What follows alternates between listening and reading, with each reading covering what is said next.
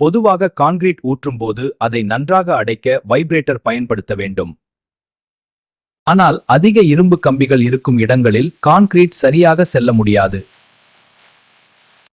அதற்கான சிறந்த தீர்வுதான் self கம்பேக்டிங் concrete. இதற்கு வைப்ரேட்டர் தேவையில்லை, அதன் சொந்த எடையால் அது தானாக அடைந்துவிடும்.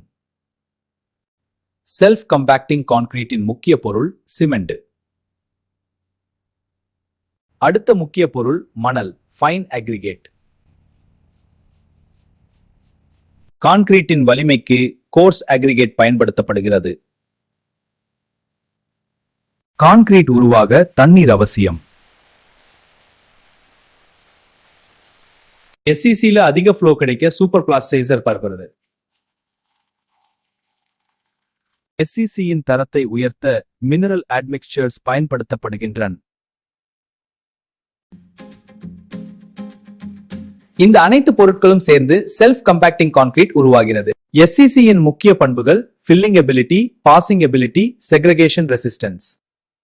SCCயின் தரத்தை அறிய slump flow, V funnel, L box போன்ற சோதனைகள் செய்யப்படுகின்றன.